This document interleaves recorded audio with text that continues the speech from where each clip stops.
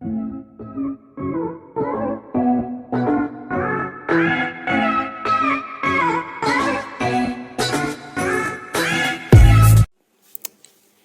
Friends, my name is Shruti and welcome back to my channel. Discuss करेंगे the Faerie Queene by Edmund Spencer.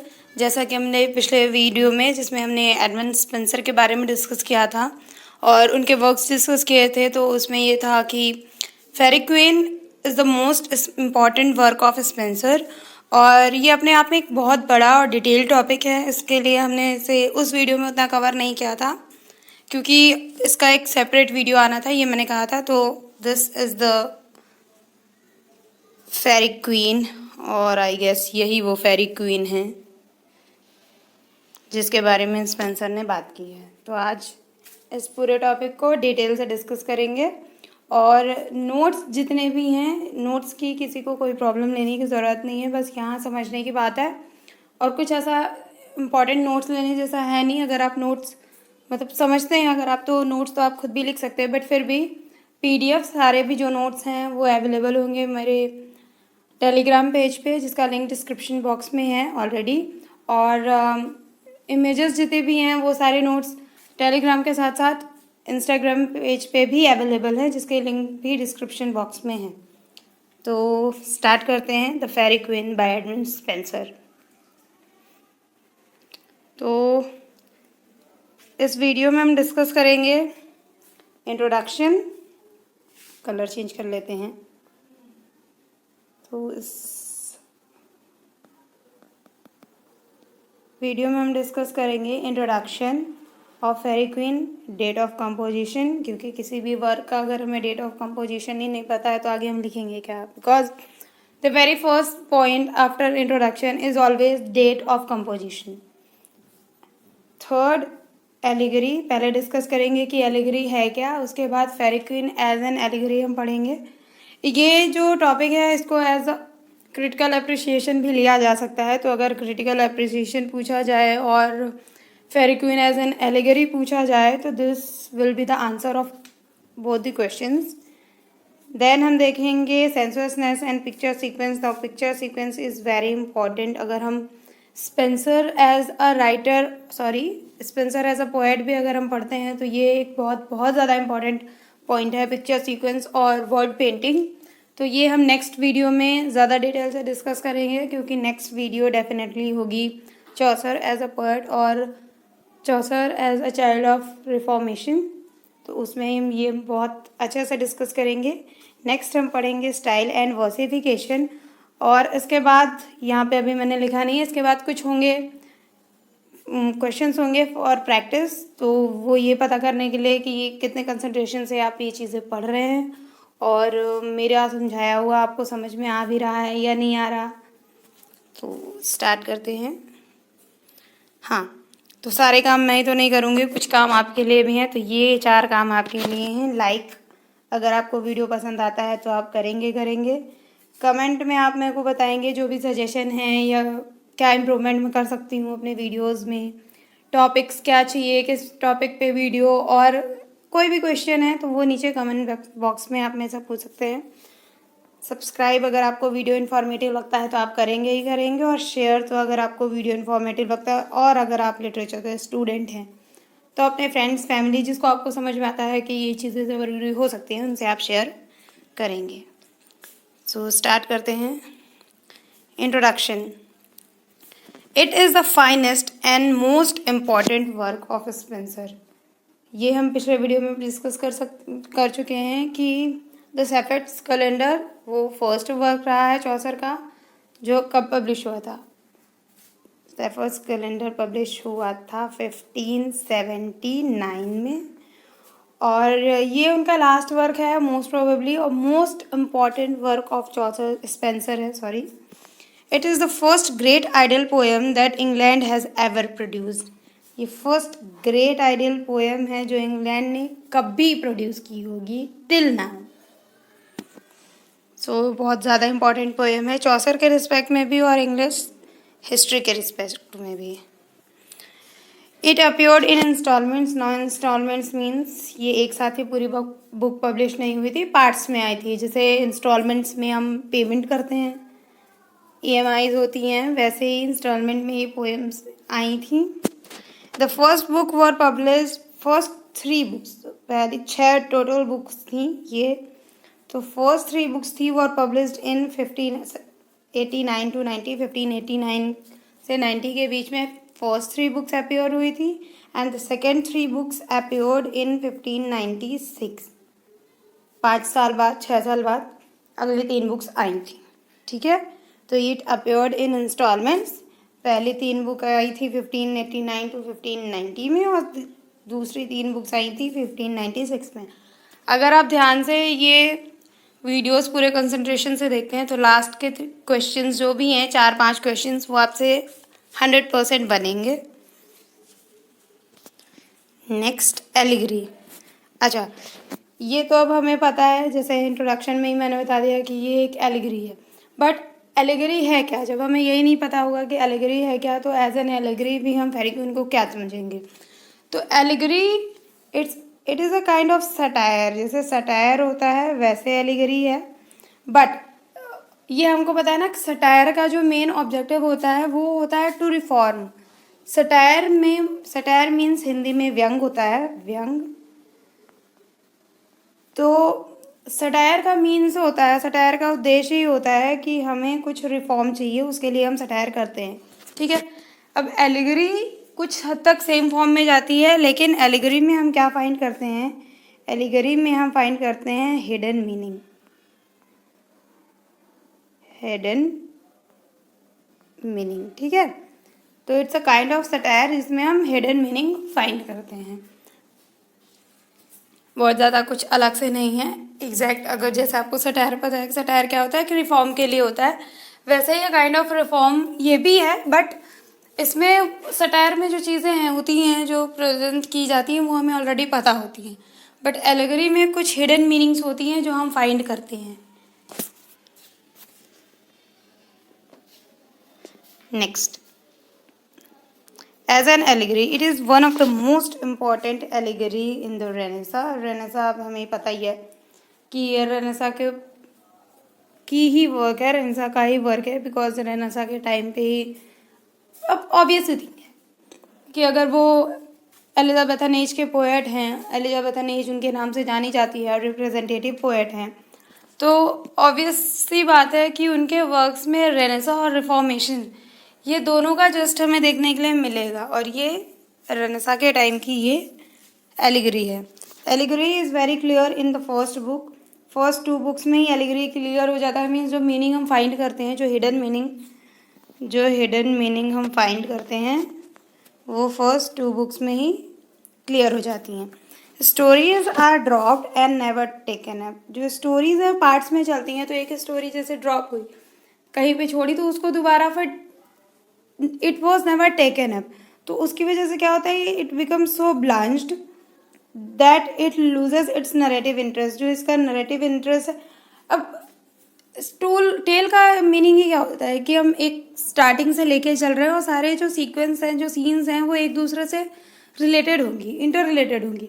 But यहाँ क्या है, अगर एक पॉइंट पे एक स्टोरी अगर ड्रॉप की हुई है, तो that was never taken up, तो it loses its narrative interest. क्योंकि हम आज क्या पढ़ रहे हैं और हमने कल क्या पढ़ा था, जब उसमें कोई सिमिलैरिटी ही नहीं है, तो हम फिर क्या इंटरेस्ट रहेगा।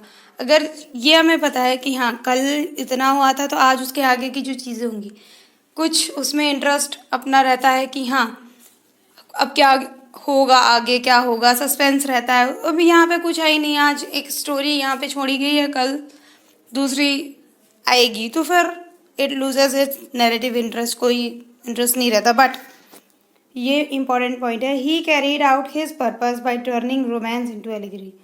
ये लिख तो रोमांस रहे थे, but he converted romance into allegory. अब ये उसी रोमांस का, या जो लव होता है उसका, इन्होंने एक हिडन मीनिंग फाइंड की है कि क्या होती हैं चीज़ें, कैसी होती हैं। तो इन्होंने एक रोमांस को बड़ी सक्सेसफुली एलिगरी में कन्वर्ट किया था। नेक्स्ट हम बढ़ते हैं sensuousness and picture sequence. Sensuousness obviously बात है, अगर हम थोड़ा सा कॉमन सेंस भी लगाएं तो ये सेंस मीन्स हमारे इसमें सेंसेस इन्वॉल्व होंगे, और पिक्चर सीक्वेंस मीन्स सीक्वेंस हम सबको पता है, एक के बाद एक जो चीज़ें आती हैं वो सीक्वेंस, और पिक्चर्स भी हम सबको पता ही है। तो यहाँ पे एक पॉइंट समझने वाला है, वर्ड पिक्चर। अब वर्ड पिक्चर क्या होता है कि वर्ड पिक्चर मीन्स वो आर्टिस्ट जो है, जो पोएट है, वो पेंटिंग नहीं बना के अपनी पोएम लिख रहे हैं कि हाँ हर पेज में आपको एक पेंटिंग मिलेगी। वर्ड पेंटिंग मीन्स उन्होंने इतने अच्छे से अपनी चीज़ें, अपने टॉपिक्स को डिस्क्राइब किया हुआ है कि जब वो आप वर्ड्स पढ़ते जाते हैं तो आपके दिमाग में एक इमेज क्रिएट होती जाती है कि ऐसी ऐसी इमेज होगी, इस समय पे ऐसा हो रहा होगा। तो उसी को हम पिक्चर सीक्वेंस से रिलेट कर सकते हैं कि जैसे जैसे हम उनकी पोएम्स पढ़ते जाएंगे, आगे बढ़ते जाएंगे, हमारे दिमाग में एक इमेज क्रिएट होती रहेगी कि हाँ ऐसी ऐसी चीज़ें हैं। सीक्वेंस होता है ना, वो कोई ड्रेस भी नॉर्मल अगर आप किसी और से परचेस कर रहे हो या आप ऑनलाइन भी परचेस कर रहे हो तो आपके दिमाग में एक इमेज बन जाती है ना कि हाँ जब मैं ये ड्रेस पहनूंगी तो ये ऐसा लगेगा।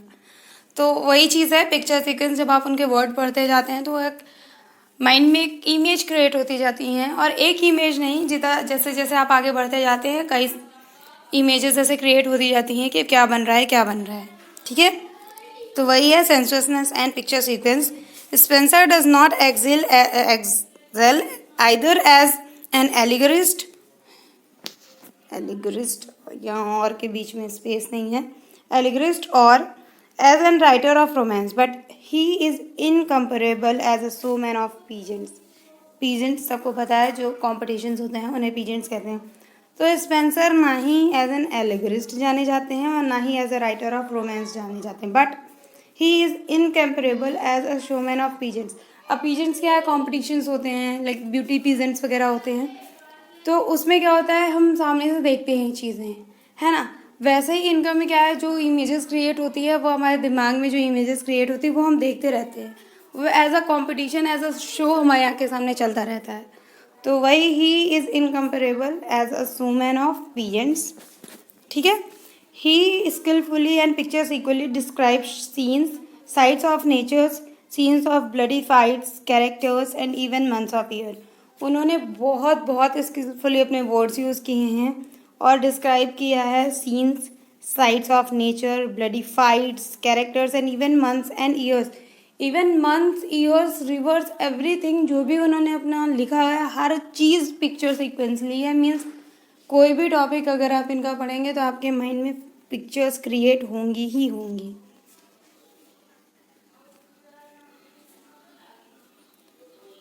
फेरी क्वीन अ पिक्चर गैलरी, वही बात है, पिक्चर गैलरी मीन्स एक के बाद एक पिक्चर्स आती जाएंगी। जैसे फ़ोन की गैलरी होती है तो उसमें एक पिक्चर तो होती नहीं, कितनी सारी पिक्चर्स होती हैं वो एक के बाद आती हैं। वैसे ही Faerie Queene is a picture gallery, एक के बाद एक इसमें पोएम्स, एक बाद एक इमेजेस हमारे दिमाग में क्रिएट होती रहती हैं। Rarely to be matched in the entire range of Elizabethan literature.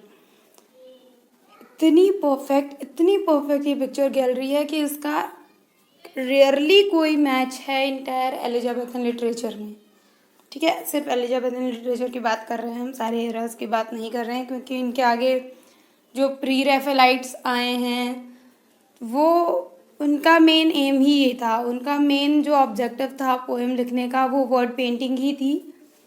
तो उस मामले में ये इनसे आगे चले जाते हैं। ये मीन्स प्री रैफेलाइट जो पोएट्स हैं वो इनके आगे जाते हैं, क्योंकि प्री रैफेलाइट में प्री रैफेलाइट का जो वर्ड है वो रैफल से लिया गया है। Raphael, pre Raphaelite means before Raphael, और रैफल क्या थे, रैफल एक पेंटर ही थे।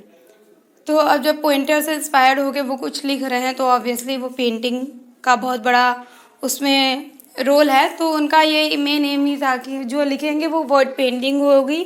मीन्स जो लिखते जाएंगे दिमाग में उसकी बहुत अच्छी अच्छी इमेजेस क्रिएट होती जाएंगी। तो वो प्री रैफेलाइट तो इनके आगे जाएंगे, इसलिए सिर्फ एलिजाबेथन लिटरेचर की हम बात कर रहे हैं। तो Faerie Queene is a picture gallery rarely to be matched in the entire range of Elizabethan literature. ठीक है, his word pictures are colourful, vivid and beautiful. Colourful में ब्लैक एंड वाइट नहीं है, पुराने ज़माने टाइप का। अब ऐसी चीज़ है जब हम अपने दिमाग में क्रिएट करेंगे तो we are able to see different colours. Colour blind तो हम है नहीं, तो जो चीज़ें हम देखते हैं हमारी इमेजिनेशन में भी वही आती है। हम कभी ऐसी चीज़ इमेजिन नहीं कर सकते जो हमने कभी देखी नहीं है। ठीक है, विविड है मीन्स वर्सेटाइल है, एंड ब्यूटीफुल है मीन्स सुंदर है। Now, style and versification. Spencer's contribution to the poetic style and diction and versification is memorable. जो इन्होंने नई poetic style discover की हैं, diction क्योंकि इन्होंने बहुत सारे words यूज़ किए हैं, चाहे वो नए हों, पुराने हों, Italian हो, French हो। As a poet, इन्होंने सारे words जो इनकी poetry पे सूट करते थे, ये सारे words इन्होंने लिए हैं without any hesitation. So he is memorable for that.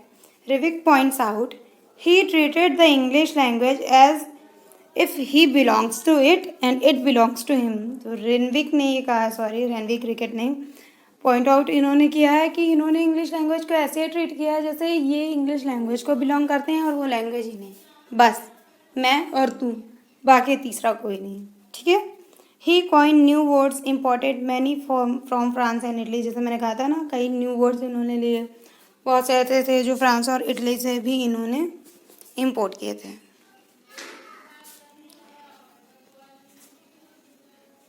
He evolved new poetic devices which new succeeding generation of writers used. इन्होंने कई नई poetic devices evolve की था जिनको जो new succeeding generation थी राइटर की उन्होंने यूज़ किया था। ठीक है, he is peerless in ability developing vowel music and fine poetic cadence. इन चीज़ों के लिए इस peerless मीन्स उनके टाइम पे ऐसा कोई नहीं था जिन्होंने ये vowel music and fine poetic Cadence ऐसे यूज़ किया हो, ऐसे डेवलप किया हो जैसे स्पेंसर ने किया था। And the graphic power and the melodic beauty of his poetry is unsurpassable. जो ग्राफिक पावर थी, ग्राफिक पावर होगी क्योंकि अब हम इमेज क्रिएट करेंगे तो हम सिर्फ एक पर्सन की इमेज नहीं क्रिएट करेंगे, हम उसके सराउंडिंग की भी इमेज क्रिएट करेंगे। जो मेलोडिक ब्यूटी है एंड जो इनकी पोएट्री की, ही इज़ अनसरपासेबल फॉर दैट। ये मैं इतना सब कुछ उसमें लिख देती हूँ कि कुछ दिखता नहीं है तो उसकी टेंशन लेने की बात नहीं है। सारे नोट्स, पीडीएफ्स सब कुछ इंस्टाग्राम और टेलीग्राम दोनों पहले अवेलेबल होंगे, जिनका लिंक डायरेक्टली डिस्क्रिप्शन बॉक्स में है, तो आप वहाँ से जाके नोट्स चेक कर सकते हैं। Spencer is great because of the extraordinary smoothness, melody of his words and the richness of his language, a golden diction which he drew from every source, new words, old words and absolute words. Spenser great हैं because of his extraordinary smoothness. अब smoothness इसलिए क्योंकि बहुत से words, for example कुछ words Hindi के ऐसे हैं जो बहुत टफ हैं, उनके कंपैरिजन में उर्दू के कुछ वर्ड्स जिनका सेम मीनिंग हो वो ईजी हैं। तो हम अगर इस चीज़ पे रिजिड रहे कि नहीं हम सिर्फ हिंदी के वर्ड्स यूज़ करेंगे तो वो थोड़ा सा रफ हो जाएगा हमारा वर्क, क्योंकि रीडर्स को उतनी ईजिली समझ में नहीं आएगा। बट अगर हम थोड़ा उसमें स्मूथनेस चाहते हैं, स्मूथनेस, तो हम उसमें उर्दू के वर्ड्स लिख सकते हैं, यूज़ कर सकते हैं। तो वही स्पेंसर ने किया, जो उन्हें अपनी पोएट्री के लिए बेस्ट सूटेबल वर्ड्स लगे, जो उनके रीडर्स ईजिली अंडरस्टैंड कर सकें, उन्होंने वो सारे वर्ड्स यूज़ किए हैं और इसके लिए he is extraordinary. Now it's time for practice. अब देखते हैं कि आपको कितनी चीज़ें समझ में आई हैं और कितना याद है। Faerie Queene was composed by Spencer? No. Yes. Shakespeare? No. Sidney? No. John Keats? No. एक चीज़ याद करने लायक है कि ये जो तीनों पोएट्स हैं उसमें से कितने एलिजाबेथन एज के हैं, क्योंकि हमें अगर ये याद है कि फेरी क्वीन रेनेसा के टाइम पे है, मीन्स एलिजाबेथन एज में है, तो हमें ये देखना होगा कौन से एलिजाबेथन एज के हैं एलिमिनेशन के लिए। तो ये दोनों तो है नहीं, ये तो रोमांटिक पोएट्स हैं, शेक्सपियर हैं और स्पेंसर हैं। तो हमारा आंसर जो है यहाँ पे वो स्पेंसर बनेगा। ठीक है, स्पेंसर।